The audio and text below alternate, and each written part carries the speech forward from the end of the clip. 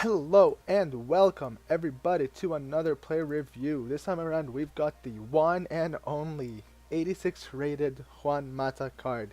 It's pretty excited to make this after the fact that I used him, and it was only because I didn't expect much from him, but he completely blew away what he brings to your game. Now I used Hawk on him to boost up his pace, physicality, and shooting, but as always, stats in this video are the non-boosted stats. Now I tried him out for 5 games and I was thoroughly impressed. Honestly, he exceeded all my expectations, and I used him in the team that you see on your screen. And I switched it to 4-1-2-1-2, and he played as a cam. I think he got in 5 games, he got 4 goals and 6 assists, which is a crazy stat. And let's get straight off. Now for positioning, he's got honestly one of the best, if not the best positioning I've ever seen in this game for a cam position. He's got 87 in game, but he just happened to be always in the right place at the right time, and he was well positioned in all scenarios. He was open to receive the ball and quickly send it off right after, and he was always in the box when he needed to be.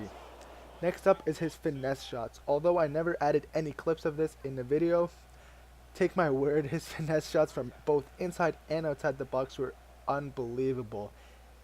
He posed a threat, complete threat to the opposition by just hovering at the top of the box at all times, and I think the 85 curve is a huge factor to this. Next up is his dribbling. He's got 85 in-game dribbling stat, which doesn't seem amazing, but honestly when it's combined with 92 agility and 92 balance, it just allows him to dribble in and around defenders with so much ease, and I absolutely loved this part and was completely blown away by his dribbling, honestly. Next up is his agility, and I already talked about this. 92 agility in game. He could literally weave in and out of spaces with ridiculous ease. He was so slippery, despite his pace being just a bit too slow. And finally, the best part about this entire card is the unbelievable passing capabilities.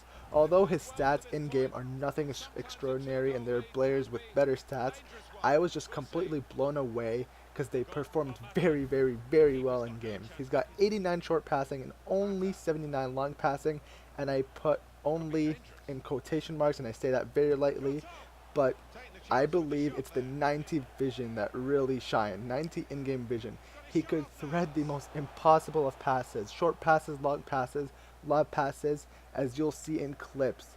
And in the last clip in this video, you'll see is him making the most ridiculous pass I've seen to Lacazette, and I don't want to make any spoilers, so stay tuned for that. And honestly, probably the best passer I've used this entire year.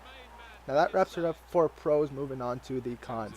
Now the pretty obvious one, and the sole reason why this card's price isn't through the roof, it's his pace. It's not a huge issue when playing at a cam position, but I just wish he had that extra pace in him to just shake off defenders or create more spaces, or to get into better spaces more rapidly, more quickly. He's only got 77 acceleration with 64 sprint speed, but nonetheless, it wasn't a huge issue, honestly. Next up is his stamina, which is probably the biggest issue with this card. Being only 82 stamina in game, it's not that low of a stat. However, I always found him to completely be out of stamina and wasted around the 75th minute, which kind of got annoying. But trust me when I say he's already done enough damage by that time, by that 75th minute, to recover, for the opponent to recover. I just wish he had a few more numbers higher in that department. And finally, once again, not a huge issue, is his lack of strength. It's extremely low at 47 in-game strength, but I honestly did not find it too detrimental to the card since I used him solely as a playmaker.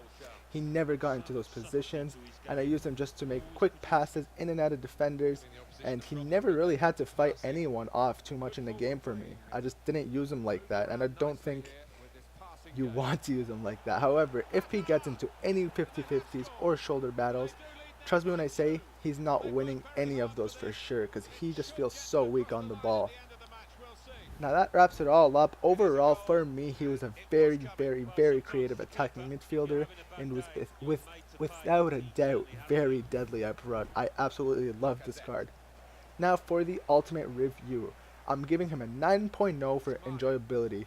I just felt super confident using him, how agile he was and how fast he was on the ball, not pace wise but just decision wise. I absolutely loved that part. For consistency, I'm giving him a 9.5 for consistency.